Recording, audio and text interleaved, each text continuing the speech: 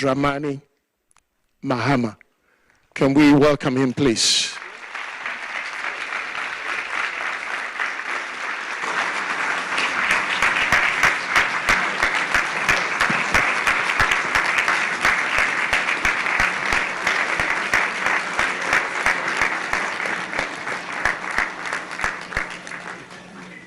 Thank you very much.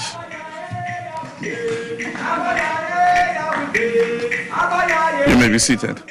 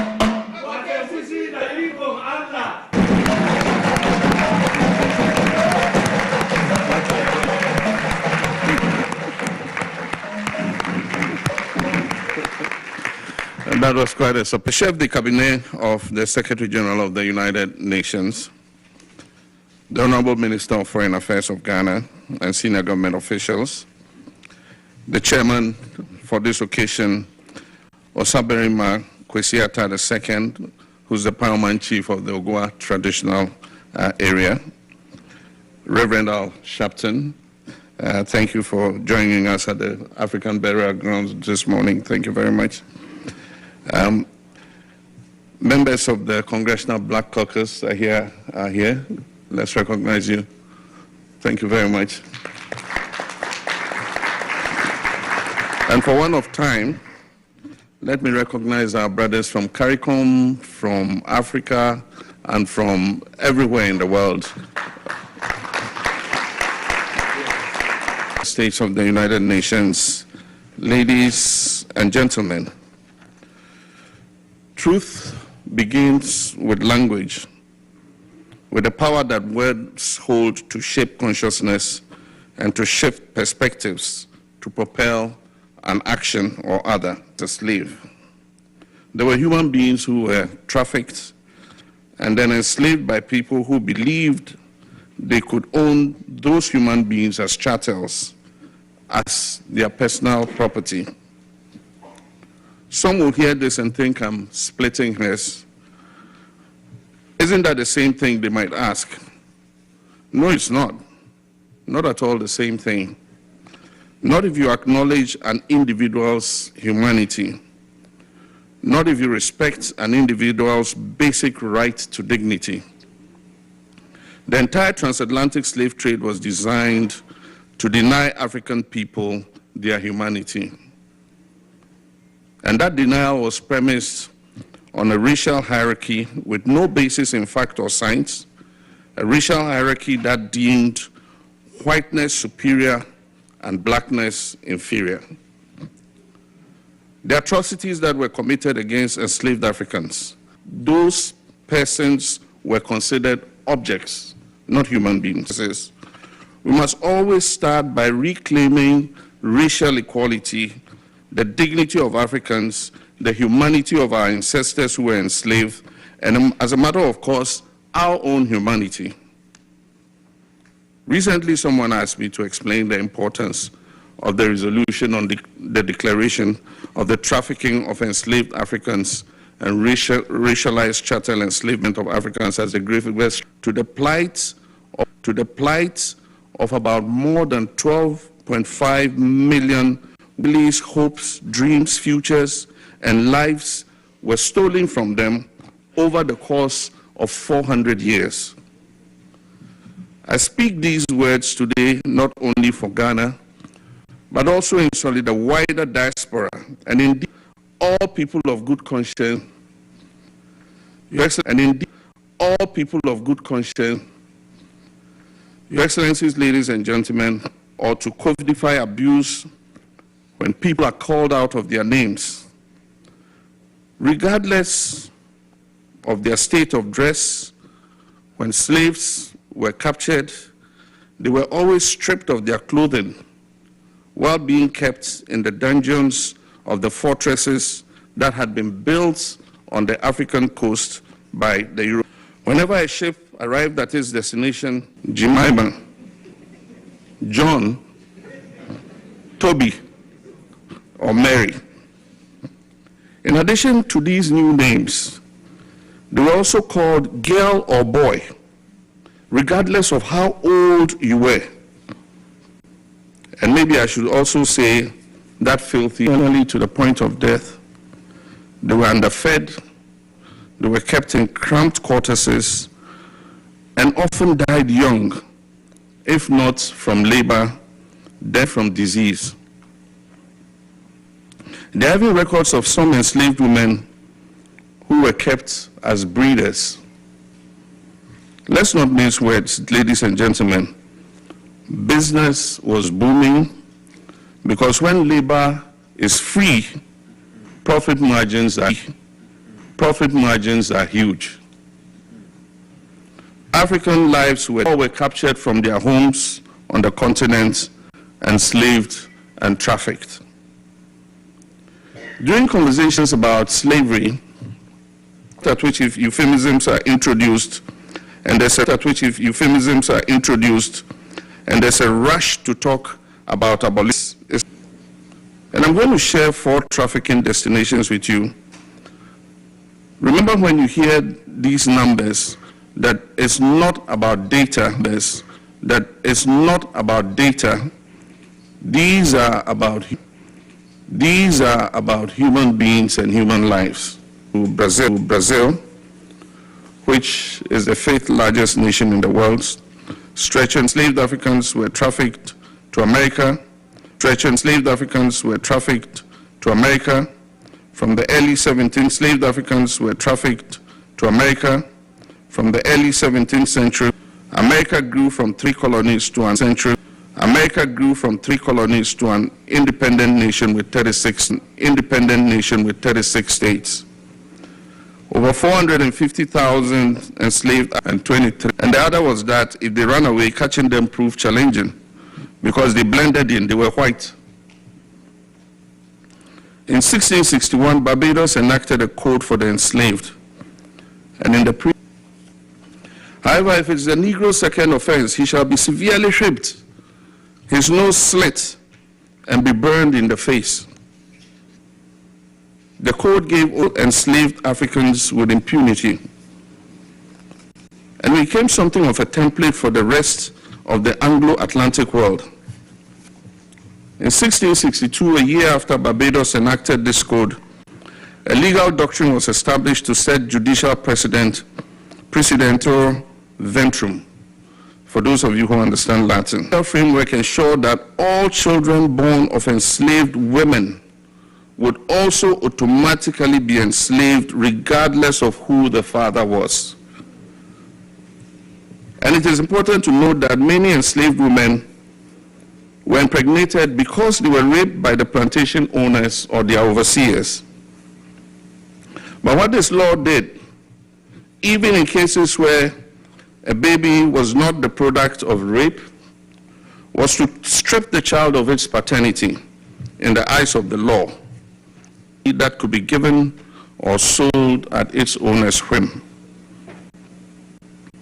The doctrine was adopted throughout the Americas, including in Brazil.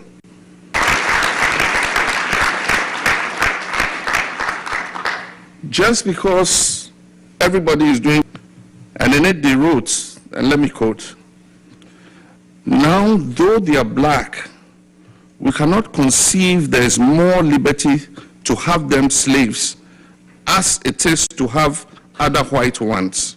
have done to ourselves, making no difference of what generation.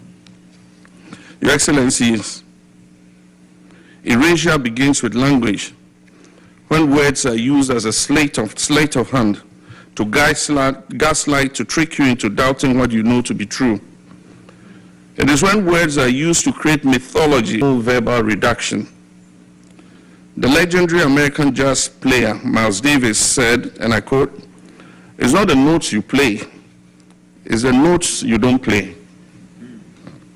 When it comes to the contributions that Africa has made to enriching Europe and building the so-called New World, the silence is deafening. We have paved roads through mountains, we've put down railroad tracks, we've constructed buildings, laying brick after brick, we have cut sugar, cane, we've picked cocoa and cotton, we've descended into mines to unearth precious metals and stones, and we have wet-nursed babies. We've paid the price of admission with the blood of our ancestors, and still what greets us at the door is silence. What we're met with is mythology. And I'll explain what mythology I mean. In 2015, McGraw-Hill Education, one of the largest publishers in the United States, released a geography textbook that is used in over 1,000 school districts in Texas. The book stated that millions of workers were brought from Africa to work on agricultural plantations. It said workers, not slaves. A family complained, and the book was minds through the creative use of digital media. Now look what they did. They created animated videos which are used as supplemental educational material in public school classrooms in 11 states. And in one video, they used a young boy and his teenage sister. 3 people, the indigenous people of the Lesser Antilles in the Caribbean, were violent and uncivilized cannibals. The children then asked him to explain why he'd enslaved people. To that, Christopher Columbus is said to have responded, "Slavery is as old as time, and it has taken place in every corner of the world," normalization. And he says, being taken as a slave is better than being killed. No, I don't see the problem. Columbus then accuses the children of coming to his time and trying to judge him by the standards of their time. In another animated video, he is working long hours. Slavery has existed everywhere in the world for thousands of years. Here in the United States, being removed from school curricula. Schools are being mandated to stop teaching students about the truth of slavery, segregation, and racism in American history courses. Books about those topics are being banned in schools and public libraries. Museums, art centers, and other institutions whose budgets rely in any way on public funds are being prohibited from scheduling exhibitions and programs or from displaying materials promoting racial awareness or Black history. Barbados, these but ourselves can free our minds. I want to repeat an encouragement that I offered as part of this address, one that is companion to the truth that I began with. When discussing slavery and its resulting institutions and practices, we must always start by reclaiming racial equality, the dignity of Africans, the humanity of our ancestors who were enslaved, and as a matter of course, our own humanity. We must also remember to reclaim our humanity, because when we absorb too much of the language of violence and erasure, our minds become enslaved. In his book, the Guyanese writer Walter Rodney quotes a Dutch traveler's first impressions upon visiting the Nigerian city of Benin. He says the towns seem very great. The houses are close to one another, arranged in very good order.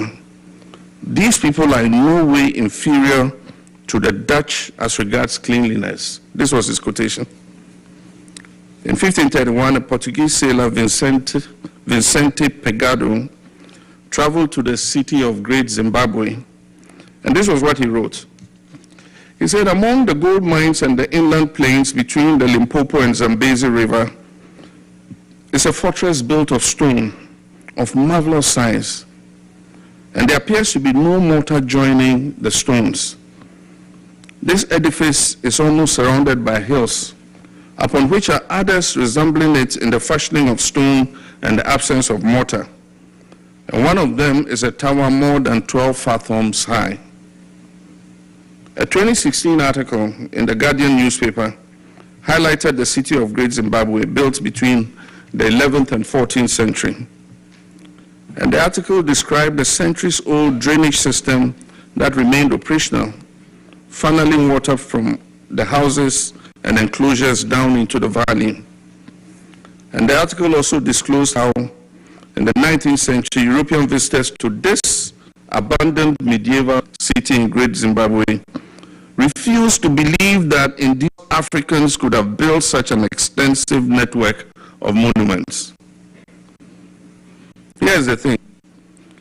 The greatness that is within us will always outweigh the injustices that have been visited against us.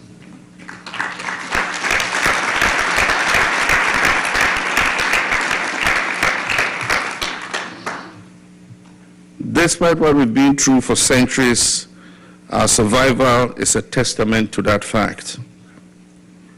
In closing, I would like to, tomorrow we vote on a historic resolution that will be another step in the journey of establishing truth. Stand and link up with people of conscience around the world to seek truth and justice and restore the dignity and humanity of victims of the slave trade. This is a resolution of destiny. And I hope all of you will vote tomorrow to establish truth so that together we can pass this historic resolution of the approximately 15 million humans who were enslaved. I thank you very much for your attention.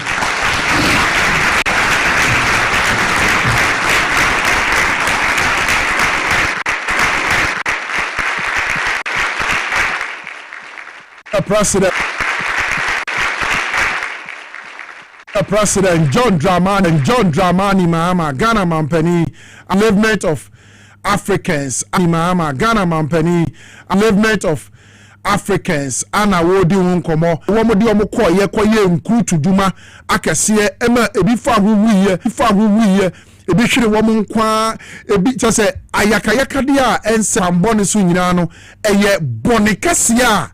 Etia nipa ewo bibi bia mu a ubay boni bia obey de etia nipa no sa slave asemi eye boni kese a etia ye yie pa ti sabre de wo mu buso a wo mu tu ho na mo se beye na esese ye pa bia wo se etimi buru wo mu hwadan a wo mu besisi wo man Ghana ha by force copy wa manone a na honom enye honom ti nye honom fi nemum abrofo no pemu na omoye ne san wey ana isaselesi de wobusu a wodi wujuma ewo abochimem sabe ba bibia owo na area so the first lady of the Republic of Ghana, Her Excellency Lordina Dramani Mahama akwakopiem ewo Washington, United States honum ana worship na jumedi ayatu ni din fostering the future together Global Coalition Summit no wakwakopie ase oho no kwakwako di juma na enono digital future for children and secure and the first lady of the Republic of Ghana Lordina Dramani Mahama ti sajmedi nyina edmedi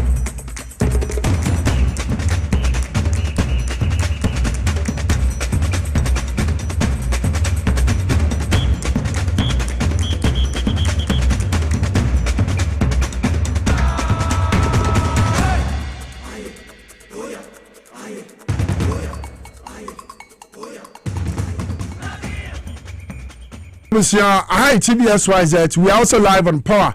Na yɛnyina yɛatoatoa yɛadwene sɛdeɛ ɛbɛyɛ ɔman no ɛbɛtumi afa ne ntoma pa bi ɛde the First Lady of the Republic of Ghana, Her Excellency Lordina Dramani Mahama akɔpiem ɛwɔ America a wɔhwɛ sɛ sabre the 2-day summit convened by the First Lady Melania Trump ɛwɔ America abɛkyim for a more secured and equitable digital future for children no ɛkɔ so wɔ America ɛwɔ hɔ no mu a wɔno nso wɔbɔ mmɔden ahwɛ sɛ sabre deɛ wɔbɛdi saa dwumadie mu ntitiba na ɛmfasoɔ bi a ɛbɛtumi aba na aka ɔman Ghana na Ghana mmɔfra nso wɔmatumi anya ɔmo kyɛfa no wɔbɛdi saa dwumadie no pɛpɛɛpɛ yɛnkɔ no afei yɛnhwɛ ɛnɛ nsɛm no bi a ɛwɔ hɔ engineers and planners ɛyɛ dwumadie a ɛyɛ mining ho adwuma na sabre deɛ wɔn aka sɛ wɔn de $1.2 billion ana ɛbɛbɔ mmɔden na afei wɔn de akɔ Daman mines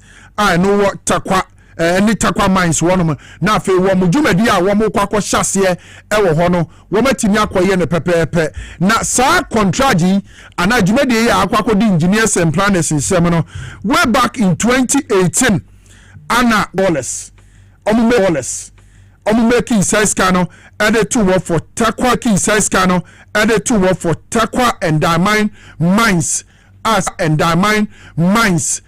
sabre dia wo hwɛ machines a ama bae no o ahwa no watam anode amani nia Ibrahim ama enye no kra no kra ba kokura nim the minority ni kan nyina ye nkontompo kra ba kokura nim the minority ni kan nyina ye nkontompo all the document tragedy Dr. Ibrahim Mahama for the machine saba tragedy Dr. Ibrahim Mahama for the machine saba caterpillars for the machine saba caterpillars nidi kura o say 30 semi knockdown caterpillar 785D dump trucks na fo na edie hwe kwanya wo fa so na fo na edie hwe kwanya wo fa so ade bua nkrofo a wo mo ho akire wo mo no mo nkuta eyede bia bio in this country e was see a sheda ne creative billionaires wo my Ghana so we go Nigeria go and ask about Africa ha Nigeria for said that creative Dangote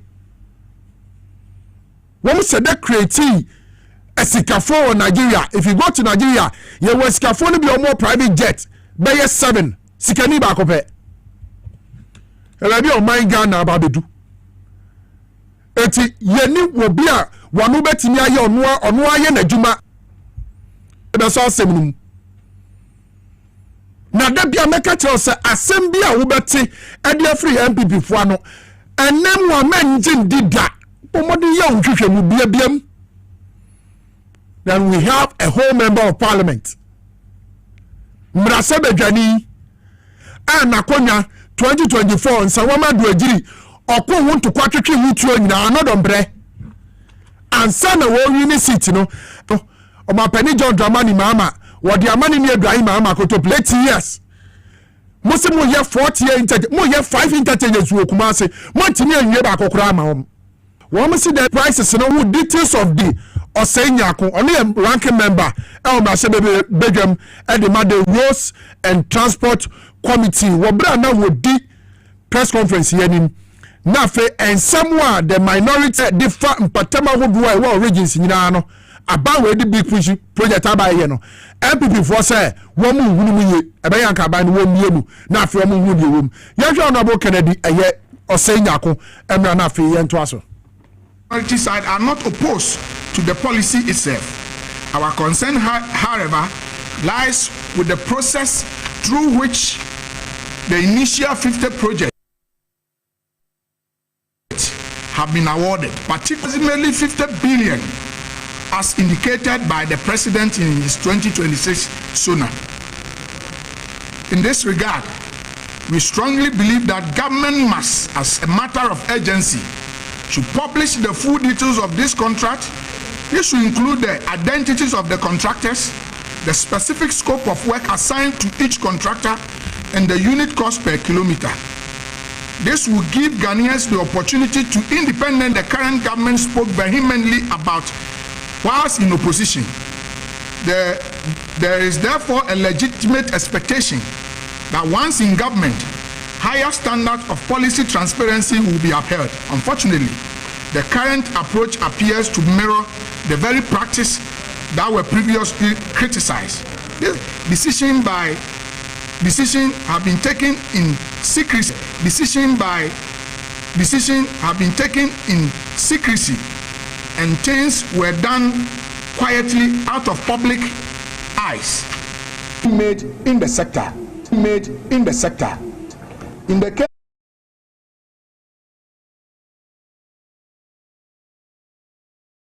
Ghana Railway Development Authority raises additionally the terminations. This project, which spans approximately 6 kilometers, was designed as a strategic urban transport intervention within the Edum and Kasi in Kumasi. The project was intended to ease congestion, thereby easing pressure on the heavily congested road network within the Kumasi metropolis.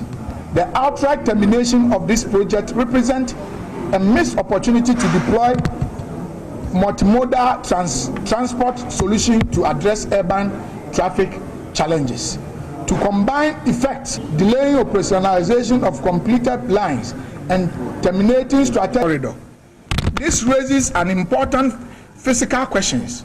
If the government intends to construct a 6-lane expressway, it will inevitably require a very wide right-of-way, which means that a significant number of homes, businesses, and properties will have to be acquired and their occupants compensated or resettled.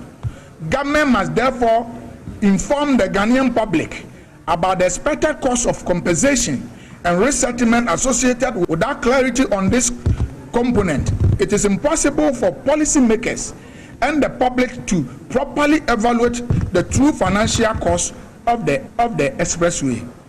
If the combined cost of the compensation and the construction extending to landlocked countries such as Burkina Faso, suspending such a project not only undermines regional trade integration but also weakens Ghana's position as a strategic transit and logistic gateway within the sub-region.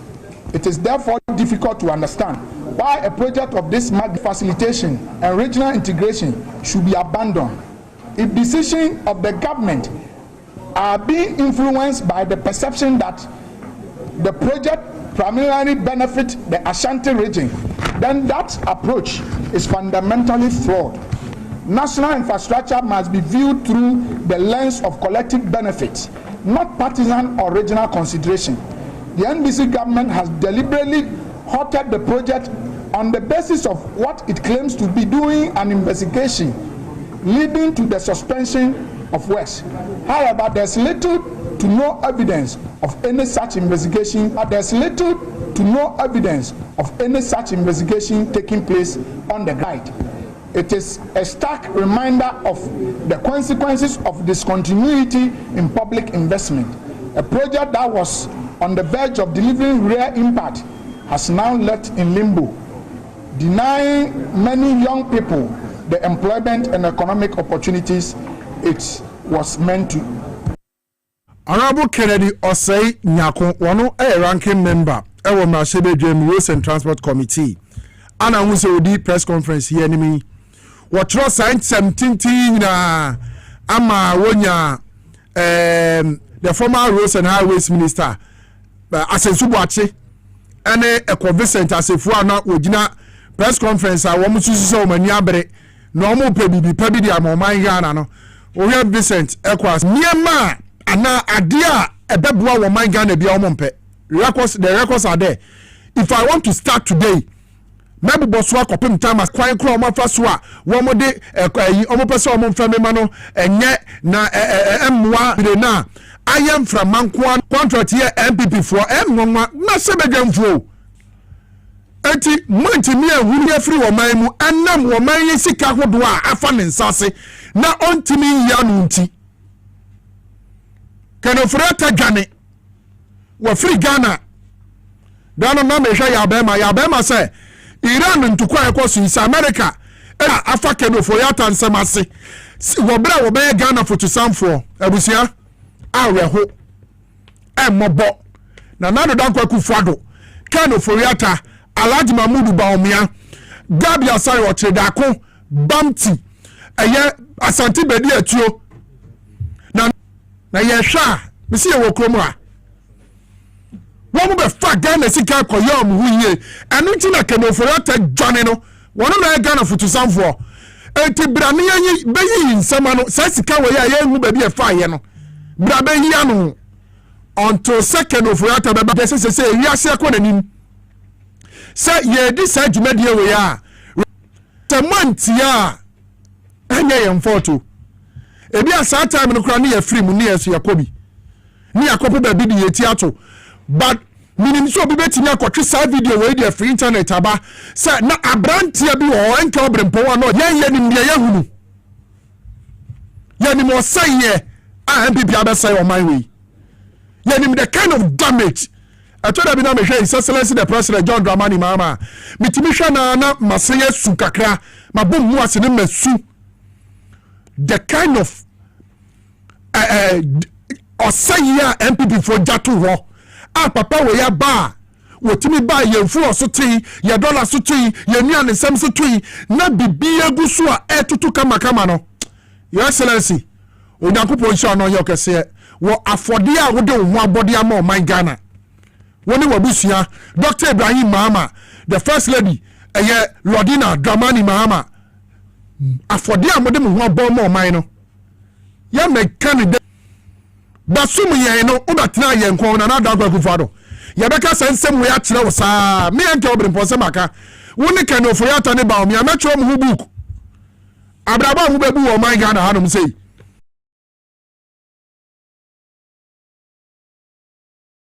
ama mu tadiye ensem bi dia fa ya fa se MP4 pressa no ye no ma me nka kakra bi na fe yemfa djumeri yemfa enu ensia ne yento djumeri ni sumam o sei the deplorable state of our roads is one of the big accidents, armed robbery, etc., etc. To be a woo to kwan na ubedi na kwan nye nti e wose driver na to no boase wo sa wo be se twa moshia bad road and then His Excellency John Dramani Mahama kwame ababi obeye mu akese bebre asoro be fi sema mpani mu gina be ka so asem won to me kwan ba na mo force man kokon road contract and before eno kwa wanye do yes and be also come on tum because some come on tum a Ghana for hunu mu yie ne nsema watcho dia fa press conference MPP for ne year no ne yanto se 0.2 about 7 months to complete wobra mba be big pitch project survey and e cost designing kwanya no mbefa so dia ye kwan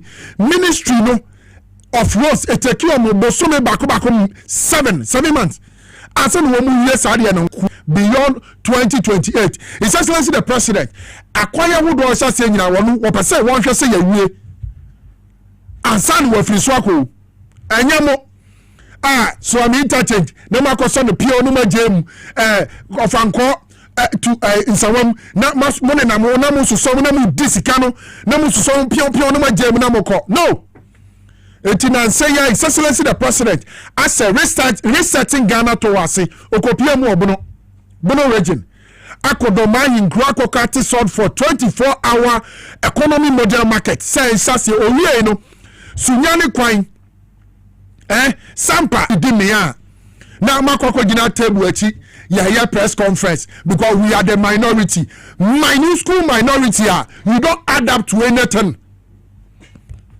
You are due to its complexities. Eti abayi ana NDC focus as a sole sourcing enye ana anyone na say nimrem na mum ekwan boni ana mo fa so na mo busy sole sourcing no dan de mo ye mo no ti say de mfie nwotwe no mo ye adepa bi His Excellency the former president ti say de mfie nwotwe no mo ye adepa bi His Excellency the former president Nana Dankwa Akufo-Addo be ka che Ghana fo nyina akwanya hudu awaye ewan asensu bo ati be roads minister odo se banta mankwa ne kwan ayese omeye etu kwa no kwa nso ho pe no betimi ya gba no hu samnane yanko ye akwanya ase wo north o si north de hu hia ase so boache na afi yanko ye breri so section 40 of the public procurement law provides for single essential center a year law funti almost all the project MPP a year law funti almost all the project MPP de maye it was so sourced omu pe no omu nim enipa ha wo mu fio nom the contract na mo semonye one corner obi a nom the contract na mo semonye one corner obi a se manya yensu yenya moda opportunity bia yebenya yebe kama Ghana for se mo ya manba fo me say let's give the end yebe kama Ghana for se mo ya manba fo me say let's give the NDC continuous 40 years to govern this country. Let's see what will happen. Continuous 40 years to govern this country. Let's see what will happen. Yemma NDC Abanwe 40 years. Yemma NDC Abanwe 40 years. Yanka yanum to know. Ye pebe jina woni ahwe said your mind be kro. De anya no ne abom muja. Careful we amubu yampa munyai. Amwoye ntimamufuo abribia na yasesa yensa no na oman no asia sanati especially wo bra MPP abetina mamum ene kona Ashanti region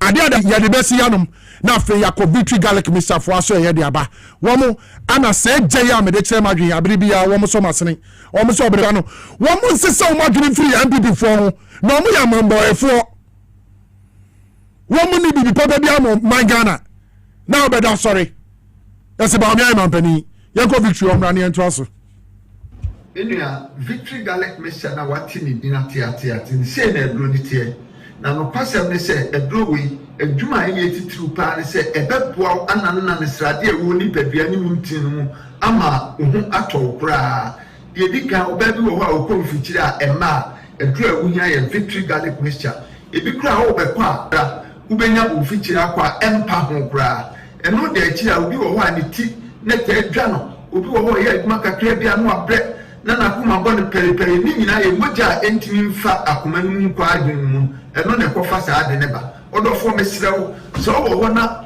wonsɛm ka adwew ebi a wonsa no sei ana wonam ro mu na esi fam no kora ɛwew ana ayɛtofo sɛ de ɛde fom ato mpaboa mu a ɛyɛ victory ɛna me kan fam a wonum victory asa no ma yɛ bobɔ so nyina no ebegyae de ɔtɔ hɔ na ɛyɛ victory ɛna betimi aboa wo ye wo bi wɔ so a wo ana ne yamahye no a obia na ne ka obia nya ne hwe obi wo so na koma bɔ ne pɛrɛpɛrɛ ni nyina mogya ne ntimi ne afusa ne ye wo ni padua no ɛduru awunya yɛ victory garlic mixture de watwa bra ya bia ya na sɛ kokodue ne nam no no ye ne basa ɛyɛ victory ɛna me kan fo mu a ɛbɛboa wo sɛ doctor de wato aduro so sɛne a wobɛtumi anom victory na ka waduro wo nyina ne sɛ waduro no na abɛn ma meet bia ntwe mi page mi ntumi 5 minutes de team matutu ana say na meti TV ntumi na me hwe ne mu say moton drobi as victory Herbal victory garlic mixture ne mi todro sa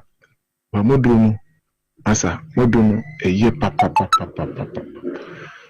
ntumi ni diu mi din san no ni didi afi me no se didi ya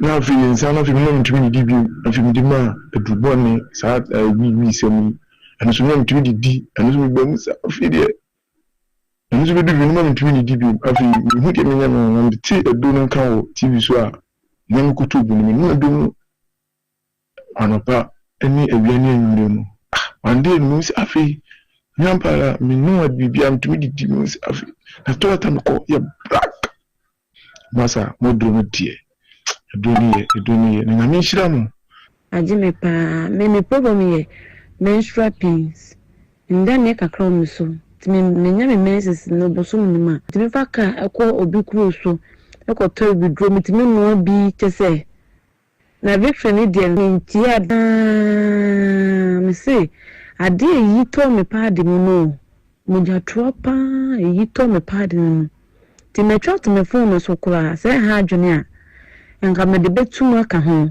na mo ahwe te say so one way ya kwa ka se me bia me ya bo hye na me no maduro bi te say if sada na yi sa moja toa no tum padem no me nyu mezi se no maduro e ma me hu sa e moja se bi like say kwoti te say ni na flow kama to victory tie mintimi enja nto ho te to de bia na mo ba ba so am mo mesma ba so na edon na me di hu adanse obi si me de cholesterol sa de body and abam hipadua ma be dia tenase wadro ye victory garlic mixture se we ya victory no ma cholesterol no se na ni density bia no victory be yin ni na afiru ni padua no odo for wo padua to anama ne 024 2545633 024 2545633 and 020 129 3280 020 129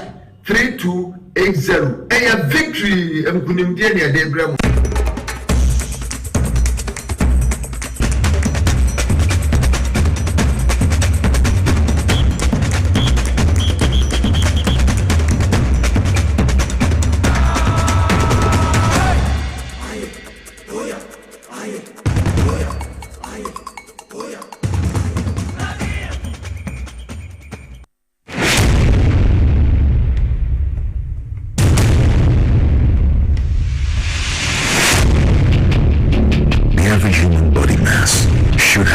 least 60% water for optimal performance in any physical or we can help you maintain it naturally.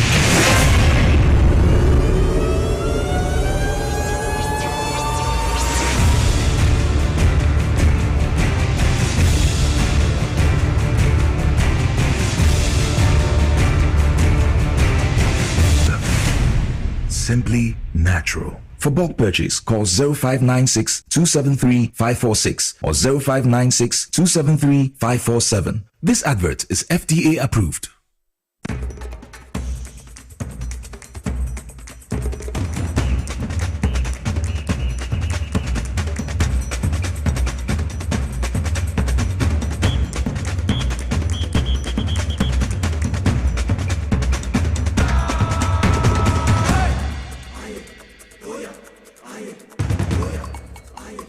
I was on the same about TVSYZ. We are also live on Power 97.9 FM. We are live on Facebook. More it's me blasted. Name Bomodina Fred, the National Fire Service, and Ghana Police Service, and I said the National Petroleum Authority for na MPA for Nangasa. What from one beji braba be a tank Canada service, and I said the National Petroleum Authority for na MPA for Nangasa. What from one beji braba be a tank Canada. Wo mo bombo dia baba hwese enya dia ebetimi edi ewu ana ebetimi epra enipa ewo sampatem ho bombo de na first number we abiribi abin se tank bi adane na fe frɛ fire service enipa ewo sampatem ho bombo de na first number we abiribi abin se tank bi adane na fe frɛ Fire Service, Ghana Police Service, and our National Petroleum Authority for no mumra meshe. Said the beya M4 Oyenebia Embre Mpatemwa. What's the number of betting your friend any 030 255 0380 030 255 0380 Mesabobio 030 255 0380 Nafi Wabo Modia Senenso say won't quit Kitano a sumbo ehia esene petrol 1 gallon a no betimi ahye wase kura e dey amount live on Power 97.9 FM and TV XYZ Divine Hope Herbal too so ochia herbal powder edro ni jumedi edi say net here na wo mangasa wo studio ha wo mo ba betirechirem jumedi a edro yi eye one sachet otia no now the gunsuom ana de odibego obetire so odibego bia na no ma jumedi edi mami mo makwaba na afi yen to jumedi ni so mema right Obrempong bibia bo nse oba ha nse jumayefo no asema ni money din baba beje be 6 sa yanko ochia almost Peter Torch yanko ochia almost Peter Torch jo ochia heba pada Obrempong me juma die ne crew ajanse ho ne butu ye drone house ready abedwama so Ghana nyino bia ka ho asem enie ochia Herbal powder so Ghana nyino bia ka ho asem enie ochia Herbal powder eduro adwuma ebo na no edene adwuma waso eduro eyenti Ghana nyina ubia agiatum Ghana nyino bia ka ho asem se wote se agiatum Ghana nyino bia ka ho asem se wote se wu se obahudie aha what sound no fantastic na ebedas yesi na what sound no fantastic na ebedas yesi na odo osisi yesi na wotene sion ana wo scissors bi di hyem se na wo yi ne gra na wo bie mu kakra sei hwie di gu wo mo temzo muhu kakra mu a anapa baako enumire baako mame papa abranti ababawa usisi da wonya binumu a sisi ade a wo so a ama da bia wo kam eka no ho ana obia te wonka se usisi ade na aka no ho no mepacho sisi ni beko ema wade ho e de afi pence bia aba se sisi ade no ona na bi na de ma wo wanka bi na de ma wo wanti bi na de agya wo mepacho enye japade enye de agya wo etu nya ochia Herbal powder ni binumu a sisi ade bia wo so no nyame tumi chinye papa menjie chinye nyame tumi a wo aduro mu no sisi ade bia wo so no onuma onto aduro yi sei box yi sei shema duro nu 50 se half mpo na wo betimi a 25 na onum wie na wo sisi ade a wo so no ebete se de ete ade bida ensi nyame tumi a wo aduro mu nti wo sisi ade no nya aduro bi no mpe na eko obi wa ne sisi ade ne ka ne ho a enya se adwuma mu no wo a adwuma no kwa wontimi ntoa so bie obi nso duo wo sisi na sifa ya oya afa ena emfa wo so ne se de wo sisi no eya oya no eba pensi no ete me pacho ochia Herbal powder uni aduro bi no mu a me sisi yade no obete ho edi afi ho oye bema e wo sisi mu hautie miye mema ne ya na me duwa na mani abere pa esa ne se bema usisi no e koba kura wo ne wo dofo gina mu ene da sei na usisi hu atochema na wutimi nye match yi ene na wasem ya yemobo etimi pa cho hwehwe ochia Herbal powder ni bi akiri kwan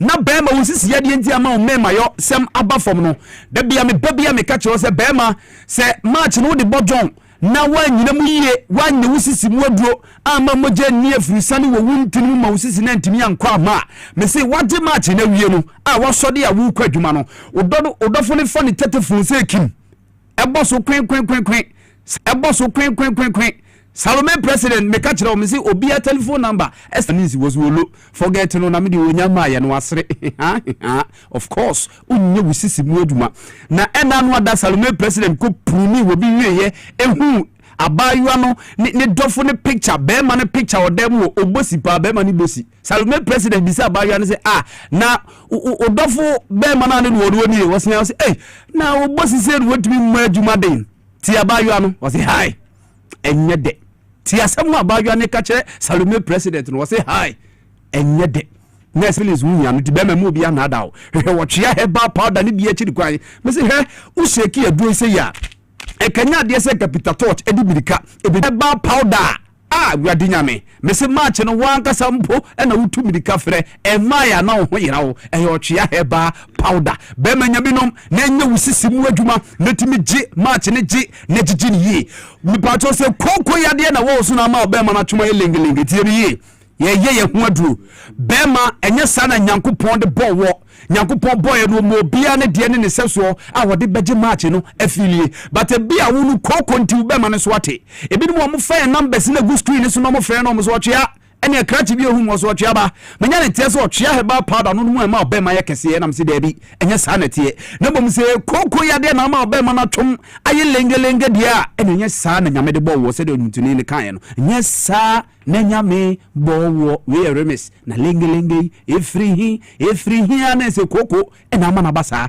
wuni otwea Herbal koko no mfani babi a efifiri wo ebi a wunu koko ne ba ukwan wo minimu odi ni minimu bobiti sa ya chiegu software so te se ayi hater ba na me sin ko hate say population kakalika ibana ko no yiye me pa to nyo twea Herbal powder ni binom na koko de ho fafiri ho unsu koko ntida bia wi wasum yi na sum sa wode ofiase no wode akokota kra ne fiase nkoko wo areas wo nyina watu mo takra ma nkoko hu na no mu dwane me pa cho nyo chia Herbal powder ni binom wo se akoko takra nya ne de firi okọ yiwasum bi wo de yiwasum yi na sum afita no da bi yika na sum na kadua ne pe o etipete ya shorte me pa cho nya ochia Herbal powder ni binom na koko ya de abema ama wo yiwasum no de ho fafiri usu koko nti wo pesa wani o ya ba be nya eniyade o de wani ato se wo be share space tiemi Russian guy na ba be say market no se we share bayo aya ye die credible life we share obi bisa na kan news wo TV so na radio so eso de bia what news jingle e wode yam guguguru me pacho nyo twa Herbal powder ni benom wo so me pacho wo koko no e ba sabi uja wo na maman ewo mana se moja bi ewo mu a e yo twa Herbal powder wo yo say na ho ani me pacho nya o twa Herbal powder ni benom na de wo fafiri o yo ba tie bi fa phone no ye numbers ne go screen so no me pacho sisi ame no kase ya do betimi afre yen wo afichiri kuria Herbal pa obedu wana tinka nyina wu etu so mu was hey wonko soja training da recruitment here cause wonko gire mu bi da kram wo yes wo bu ahwe atam ne na to ambulance mu na so da biara da na tinka wudin do fu so mu was hey ene nyame apata na da de ne bu afu aka ho a obeti ya ho ose ya ho ya no wo chia Herbal powder ni binom na wo ba wo fichiri ko bread du anan ma wo te ya no de ho fafiri ho obi won so ane de ne mayi obi so ko be sa bosumi miensa enani entimi ma me pacho nya ochia Herbal powder ni bi onum sa wo fichiri kom ha no ba na echi watenkan so de aba be ma nanum bi ama ye ne sisi mu adwuma moje dia furusa ne woni ntini mu eti woni wodi hia mu a utumu sampa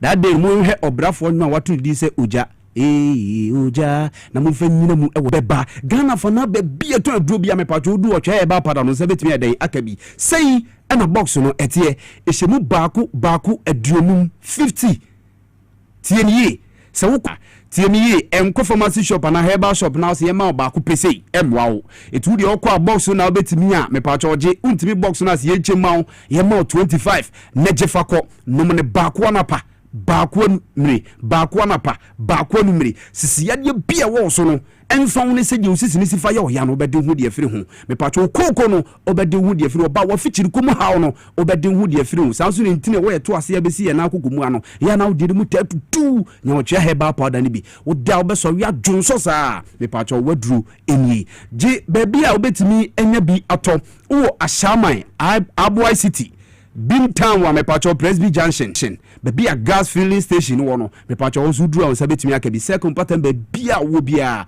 me pacho de fuani echere Kesben FM abronsan kese na so sabetimi akabi Samson la pass pattern baby a udu Angel FM abronsan kese na se pacho sabetimi akabi Tobinko Pharmacy wo sabetimi akabi Nisi Pharmacy wo sabetimi akabi Sanso ana Nungwa Coastal Stilcom Pharmacy wo sabetimi akabi Okanshi Drug Lane wo sabetimi akabi ana afenzu duani echere Tema Nanaboache Kaswa Juket Pharmacy wo sabetimi akabi ana afenzu Kofodia Gapsin Pharmacy Samson na Cape Coast Boache ansa on sabetimi akabi Kumasi pattern be bia wo bia hode aso yakase ne wodi atuagum pharmacy shop ne Herbal shop bia onsa ebetimi akabi je number no ne frɛ bia ne manetimi ammo ba bia wo ne ba bia betimi enya bi frɛ sisi ame no kasa wo benya yen ne enkyerɛw ba bia onsa betimi aka otwa Herbal powder ne bi wo ye bema so a wo de ne hia me bema bia wutie mitimi ye numbers na me bobo no fa ne frɛ sisi a ye kyerɛw de ode ka otwa Herbal powder ne ho a enti da bia ye ba na mafu di mirika di echi no tie ni wo ye bema je number ne sisi afrɛ ye be kyerɛw de ode be ka otwa Herbal powder ne ho a wo benom bema a urade nyame mesi obedwane da bi oju sikadi a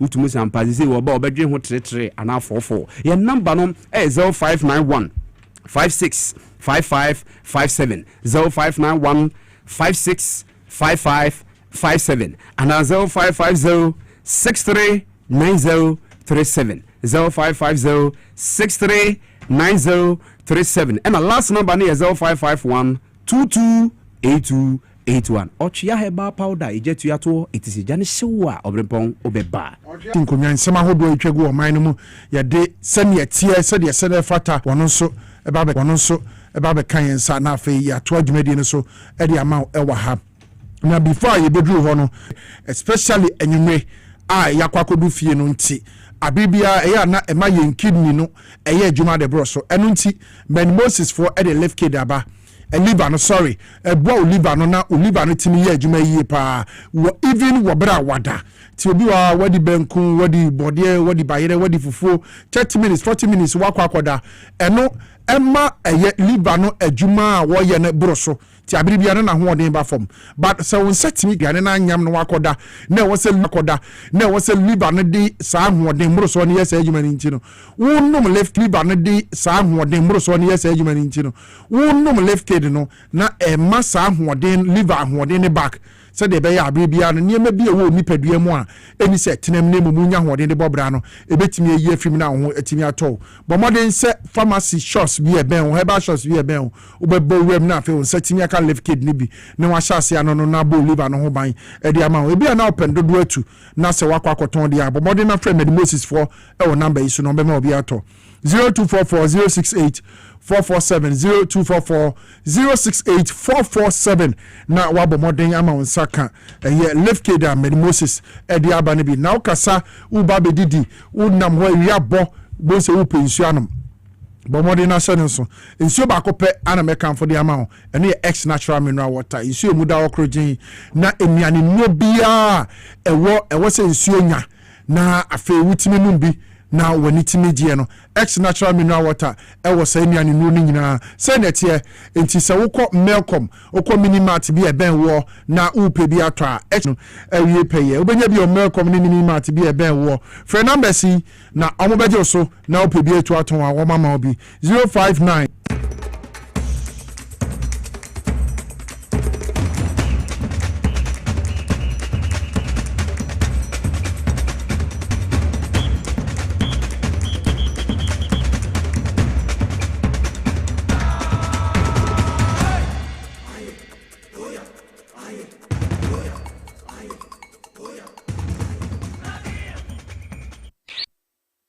in West Africa. Upon your arrival, you are introduced to your butler, who plans your itinerary. We were surrounded by wildlife from the moment we entered the eco park. So many activities, all in the same premises. Visit the gym or the stables, they have it all. At my break, I'm able to practice my potting. We also went fishing on a man-made canal. Our tour guides taught us so much about the wildlife and how to interact with them. They used only electric vehicles here. This creates a serene environment. I'm told it's over 1,000 acres. My cabin here sits on 2 acres. They have their own farms, thousands of fruit trees.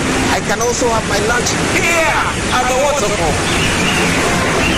Quite a beautiful place you have here. Visit Safari Valley Eco Resort in Ghana, bringing you closer to nature.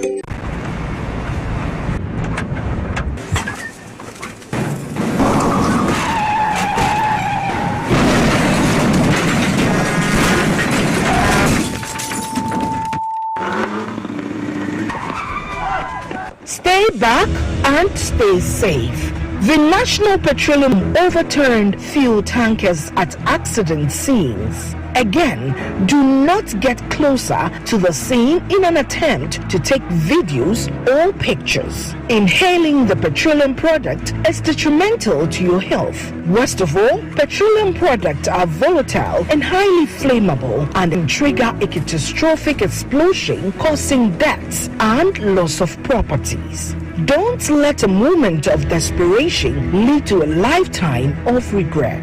If you see an overturned tanker, stay back and stay safe. Call trained professionals such as the Ghana Fire Service or Ghana Police personnel to handle the scene, or reach the National Petroleum Authority's contact center on 0302 550 380. Your life is worth more than a gallon of fuel. This Save a Life campaign is from the National Petroleum Authority.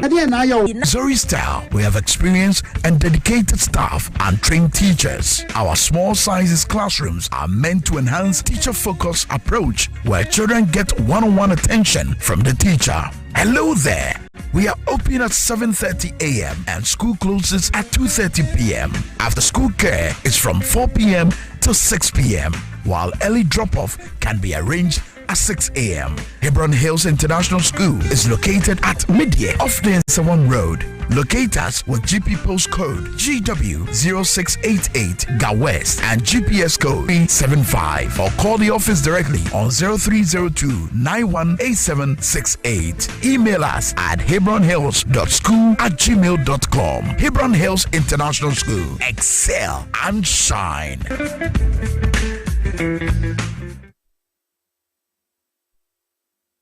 When nations rise, it begins with Ghana's business and policy leaders converge at the Coal Business Forum 2026, the nation's premier platform for investment. Dramani Mahama joining captains of industry, financial institutions, investors, and entrepreneurs. The Coal Business Forum is more than just an event.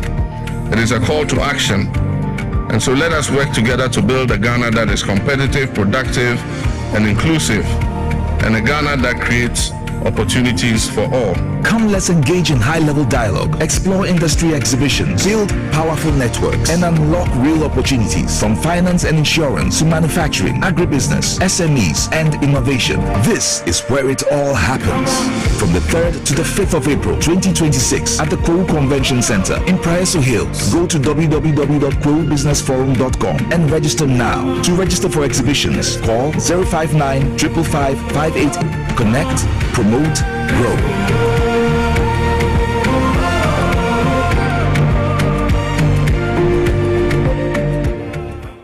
Obrempong eye adwumada. Eboa eyam aduane. Eboa eyi insa free ni peduanim. Na eboa woni pedua ma etena ho yi. Na woni se niema a yedi na yenom. Timi ma brebo ye adwumaden sen pote. Mehu ntumi bibi boa me brebo. Ani and wanting what the left from the Moses Clinic we have our center about Herbal food supplement. What sits in the brebo ama What do so to up? 0244 068447. Lift kit. What brebo? Mofwa a wonya mfie dumie. FDA agi dwedie krato yi atum.